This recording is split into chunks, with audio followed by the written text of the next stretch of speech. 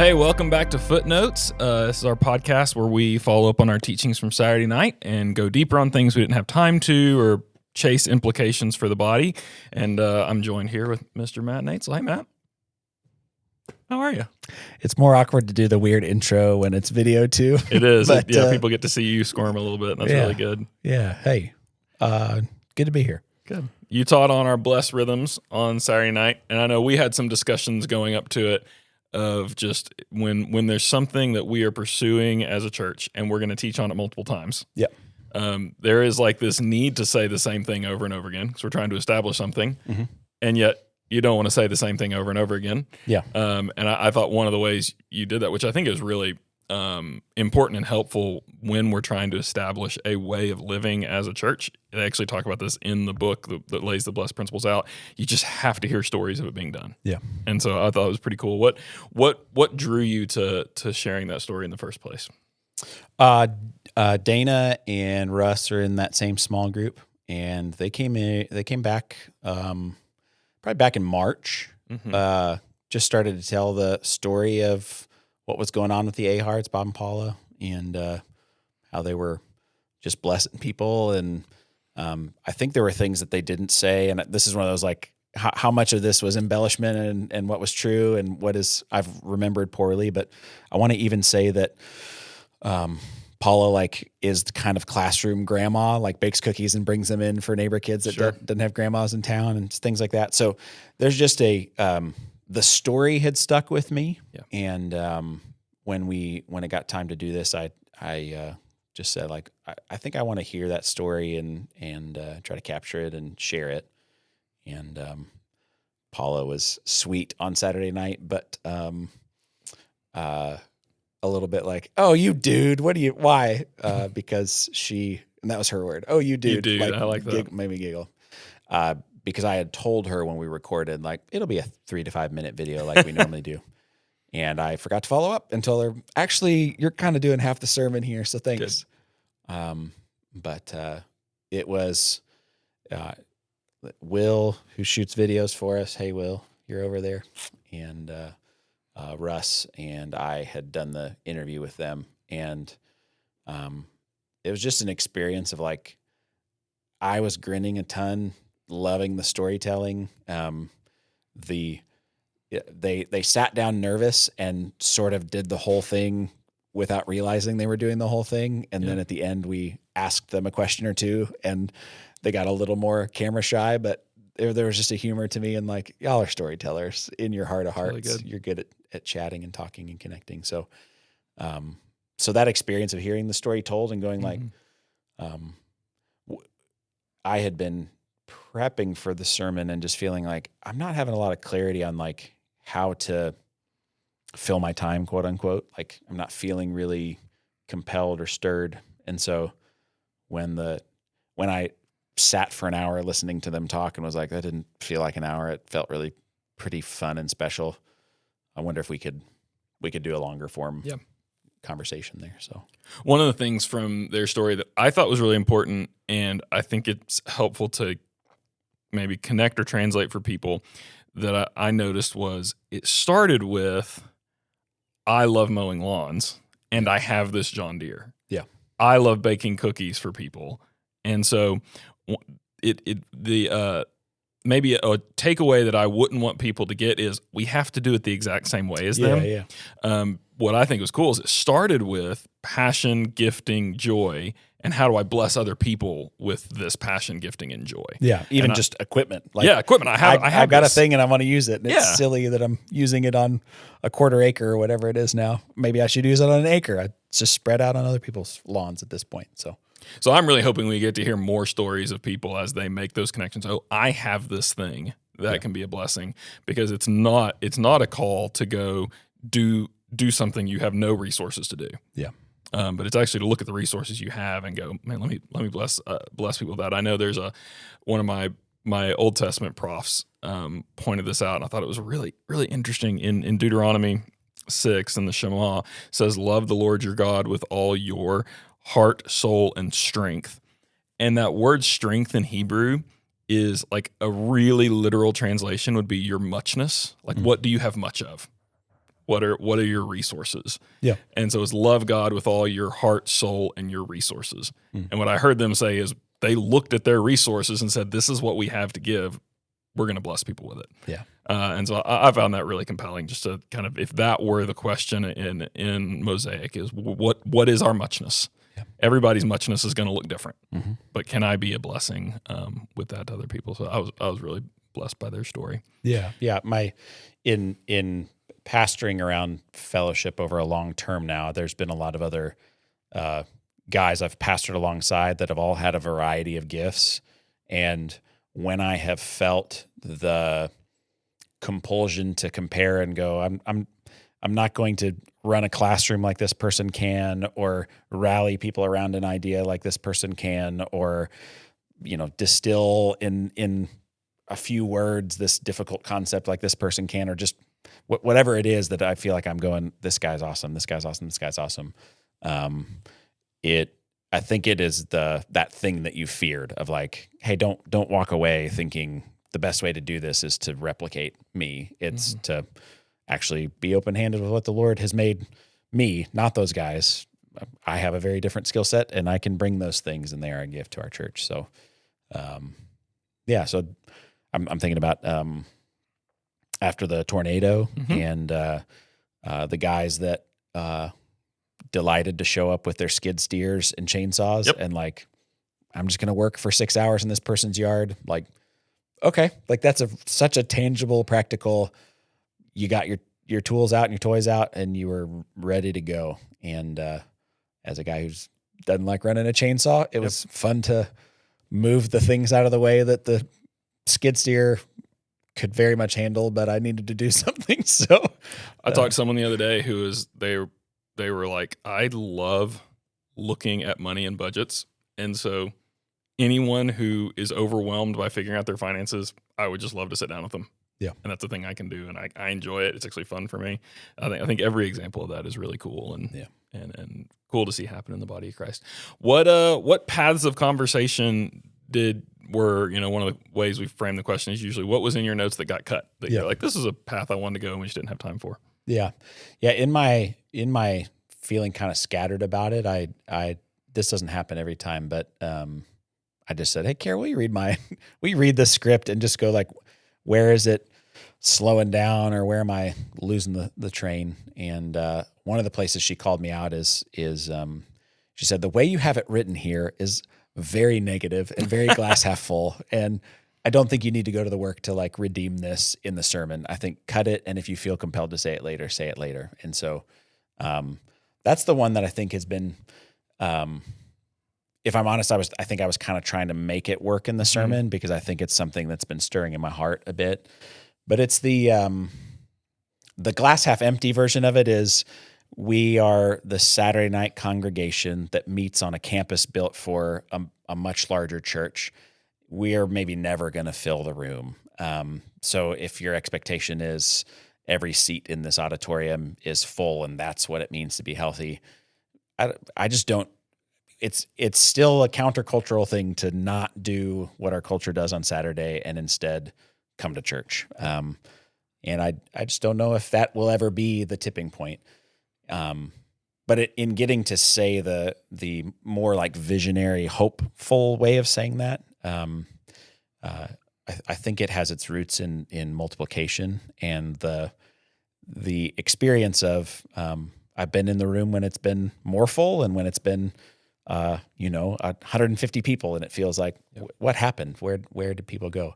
And each of those times that those drops have occurred have been the open-handed visionary planting of something new. It's sending core leaders, teammates, even from staff, to go and start new things or redeem things that are floundering and need kind of an injection of health. And so, my hope would be that room never fills. That because where we're at right now, we would need to like triple in size. Mm-hmm. I hope that we don't sit on our laurels multiplying and filling that space without sending and launching and being open-handed with people. And there's far too much work to do in Northwest Arkansas. There's far too many pockets to make the Mosaic congregation on the Rogers campus make sense for people. Yeah.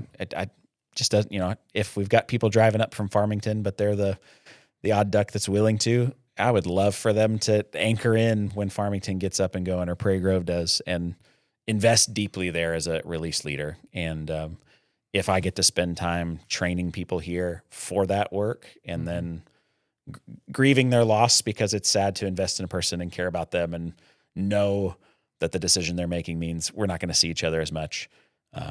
But also this is the right decision, and I can't wait for you to go do that. You're a gift hitting the ground running there for those people. I hope that we're driven by that vision of go and tell, and I just don't think the Saturday night congregation will be able to be one that gets to say, like, the room is full, we need to do this. I don't know. What's that?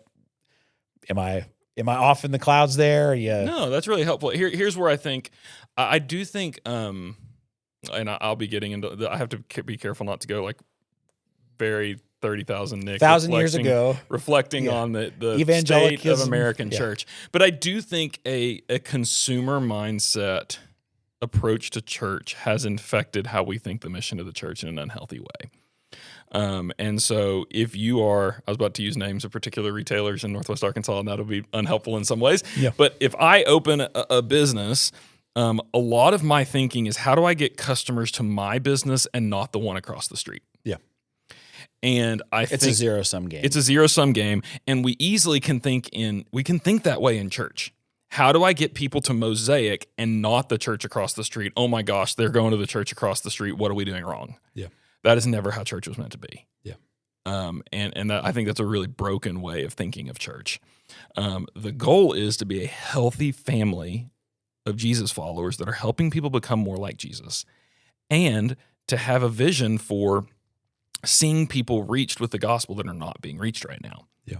And if you think that way, one of the things that means is you don't. I had this conversation with a friend of mine who's a church planter in Portland, Oregon, Cameron Hager, and we both were he was in town, we were having coffee, and we both were laughing about, like, I am just sick of trying to convince people that my church is the right one. Like, I'm just done. I'm not doing that anymore. Yeah. That is just, I have no interest in doing that. I love the different approaches to church that are around us. And if they're preaching the gospel, if they're faithful, Orthodox Christian churches, then I want to champion them and be excited about them being there. And I want to shepherd the people who have found this church to be their home. And I hope that there are people who will, I think the way healthy family works is there's a lot of things that you wouldn't choose about your family. And yet it's still your family, and yet you're committed to life together. Yeah. And I think that's a more compelling way to think of church than I found the brand of church that perfectly fits me. Yeah. I actually think our church should not fit us in a lot of ways. Yeah. There's a lot of things about Mosaic that don't fit me. Yeah. And I think that's actually healthy for me, to be in church in a place that doesn't fit me. Yeah. Because it challenges me to get outside of my selfishness in a lot of ways. Yeah. And so that was and you're at the helm, you have a lot of control to shape it in your own image. But when I'm thinking about the average congregant, I actually want everybody to come and shape Mosaic to be the kind of place that they would want to be. Yeah. Within the space of, like, if you actually want it to be like chainsaw juggling, then probably not. But if it fits within the context of, I actually want this to be a place that I can invite people like me. Yep. So I'm going to make the pocket of that influence here. That's beautiful and really helpful. And it doesn't mean that you have to be the person on the stage teaching twice a month. I'm in the room, and I can make whatever the foyer feel that way, or my row feel that way. Yeah. My small group feel that way. There's a big difference between a church being healthy and inviting and a church being tailored to everyone's tastes. Yeah. And the multiplication of churches in the Bible Belt in some ways has given the impression that church can be tailored to everyone's taste. But the idea that you would make it inviting for everyone, I think, is really beautiful and really healthy. Now, why that long tangent? Because I think we need to be ready to be very content with who we are as a church. And and have an approach to evangelism and multiplication. This will bleed into where we're going next week, the multiplication, that is unthreatened by launching new expressions of church that are going to look different than us, that are going to be a draw to a group of people that we're not reaching right now. Yeah. And that has to be the motivation. I would use the example of we are not going to run out of space in our house for our daughter, Karis, to live there. Her bedroom is there. Yeah. She could live in that bedroom the rest of her life. We don't expect that she's going to move out one day because we need that room back. We want her to move out one day because that's going to be a healthy next step of maturity for her. Yeah. To become an adult and move out. And that's going to be like grief for us, but that's also going to be joy for us. Like, I want her to be a thriving, healthy adult who goes and starts a life outside of our home. And so yeah, there should be a desire for maturity and growth that multiplies and launches and sends, that is driven by that vision. Not simply the we ran out of space. Now, for some churches, the run out of space is the impetus. Yeah. And I even think, like, when you think about small groups, there are going to be some small groups that need to multiply because they're out of space. Yeah. They just can't fit people in the living room. But if we do not have a vision for multiplication until we're over capacity, I don't know what you've seen. In my experience with small groups, it is much harder to multiply when you're at 25 people and you're out of space than it is to multiply early and somebody has a vision for, I'm going to go start a new group. Yeah. And so I think that vision for multiplying, sending, that comes before we're out of space, I actually think that's a more sustainable way to do it. Yeah. Yeah. I think the multiplication that happens when God gives somebody a vision for something that they wish was happening that's not, and they can step out in faith and do that, and invite others into it. So the group of 20 says these two couples actually want to do something, replicate this a little closer to home, and invite their neighbors. That's a gold mine. Yeah. There's something I love about kind of the blessed rhythms in general is I think the idea that sharing Jesus with people is a blessing. I think it's something we really need to reclaim, because I think we're at a cultural moment that just is really confused about evangelism. And it's taken, somebody showed me a rant on social media the other day that I thought it helped highlight two ditches on how people think about sharing their faith. What this person was saying, this is a person who is not a believer, and she was challenging whether any Christians were actually believed what they said. Because she said, if we actually believed that you had to trust Jesus, or else you would go to hell, then we should be the crazy person on the street corner screaming at people. Like, that's the only reasonable conclusion, is that you should be grabbing people, shaking them, yelling at their face, repent. Yeah. So there's that perspective of evangelism, that we should be yelling and screaming at people out of desperation. The other extreme is it is rude and judgmental to tell people that your way is right. Yep. And what I think that, like, the natural expression is to scream at people, actually doesn't understand very well how persuasion happens. I know very few people who are compelled to change their beliefs or their way of living because somebody grabbed them and shook them and screamed at them. So I think that person on that rant didn't understand how actual persuasion works. Yeah. But if it's not grab someone and scream and shake at them, be the person on the street corner yelling at people, but it's also not judgmental, just going around condemning everybody, I'm right, you're wrong. The middle ground is like, I actually want to live something that is compelling. I want to show people a way of life that I think is beautiful and introduces them to a God who loves them. And I think that's one of the things I love about Bless, is it does tie the beautiful life and the beautiful message together. Yeah. Instead of those potentially being separated. Yeah, that's good. That's good. Yeah, when this is not necessarily a reply to what you just said, but just considering Bless and what it might mean for Mosaic, it might mean that folks join us who have not belonged, and they find a welcome community amongst us. It might mean that in encountering Christ, they catch a vision for that very ability to start a thing that doesn't exist, and we are, the people of Mosaic are finding themselves in discipleship, encouragement relationships as somebody begins a thing, or they show up and they attend for a bit in the season of, like, what's the old training center thing? Like this is both training center and like greenhouse. Let's Yeah, get you healthy and greenhouse all training those center, things. Launchpad. And then knowing that Launchpad very well might mean launch away and out from this Saturday night at 5 o'clock or 6:30 kind of space. So, and that makes me hopeful. Makes me hopeful in the like, people will and should show up, and so you should be sitting next to people you don't recognize, even if you've been in that same row a long time, because they're just checking it out for the first time. And you also should be hearing about God doing really cool things in other pockets, like we were able to see with the A-Hearts, and go, like, God's really on the move in Northwest Arkansas, and he's really encountering people and stirring in hearts, and this is pretty compelling. So, yeah, I feel hopeful about the influence that Bless might have amongst the people of Mosaic. So I still keep coming back to the dream. I think it'd be amazing if 2 years from now, every community group could tell a story of someone coming to know the Lord through Bless Rhythms. Yep. That would shape our body in a profound way. Yep. If every community group had that story of some way they saw someone loved to Jesus over the last 2 years. So I'm praying to that end for sure. Matt, thanks for teaching us. Thanks to the A-Hearts for sharing their story. Yeah. And thanks for listening to Footnotes. We'll see you on Saturday.